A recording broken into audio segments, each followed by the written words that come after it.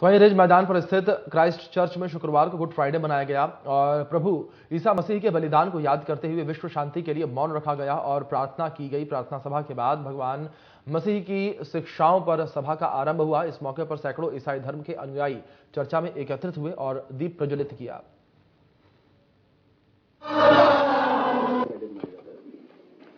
सभी को good Friday की मुबारकबाद।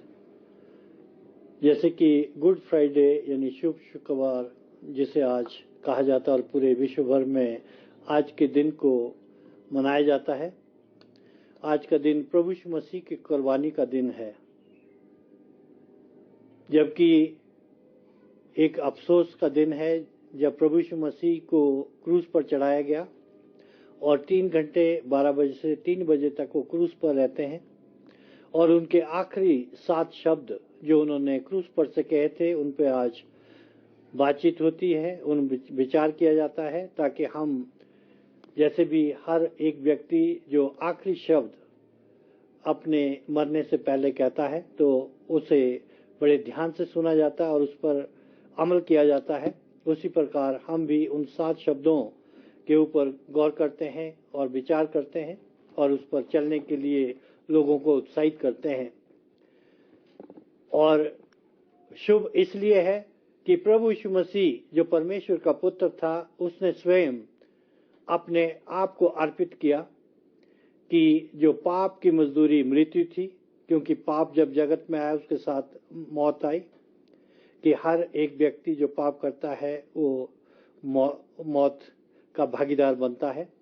और प्रभु यीशु मसीह ने उस मौत को अपने ऊपर लेकर हमें उससे छुटकारा दिया है और उसकी अनुग्रह और दया हम पे बनी है। और उसने कहा है जो उस पर विश्वास करता है वो मृत्यु में से पार होकर जीवन में प्रवेश करेगा। जैसे प्रभु यीशु मसीह आज के दिन क्रूस पर चढ़ाया गया और 3 घंटे वो क्रूस पर रहा और उसके बाद उसकी मौत हुई और उसे कब्र में रखा गया और तीसरे दिन उसके कथन के अनुसार ईस्टर की सुबह वो जी उठा और 40 दिन तक इस संसार में रहा, अपने शिष्यों के साथ लोगों के साथ रहा और 40वें दिन वो जीवित स्वर्ग पर बादलों पर उठा लिया गया और लोगों 500 से भी ज्यादा लोग जो वहां हाजिर थे उनके सामने उठा लिया गया।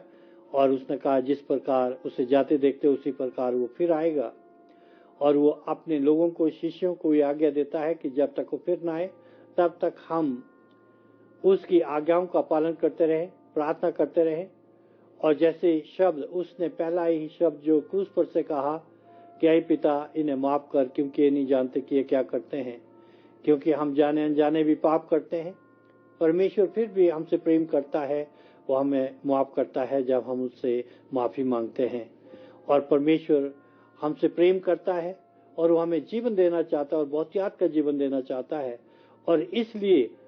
गुड फ्राइडे के दिन हम प्रभु के उन शब्दों पर गौर करते हैं, विचार करते हैं, ताकि उसकी आज्ञाओं का पालन कर सके और खास प्रार्थनाएं करते हैं कि प्रभु हमें भी नम्र और दीन करें ताकि हम एक दूसरे को भी माफ कर सके और एक दूसरे के साथ मिलकर इस जीवन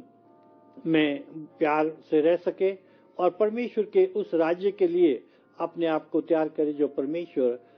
ने अपने राज्य की स्थापना का वादा किया है, जहाँ पर फिर से कोई लड़ाई झगड़ा नहीं होगा, जहाँ फिर से मृत्यु नहीं होगी, जहाँ किसी प्रकार की कोई तंगी नहीं होगी। और हम उस राज्य के लिए परमेश्वरी राज्य की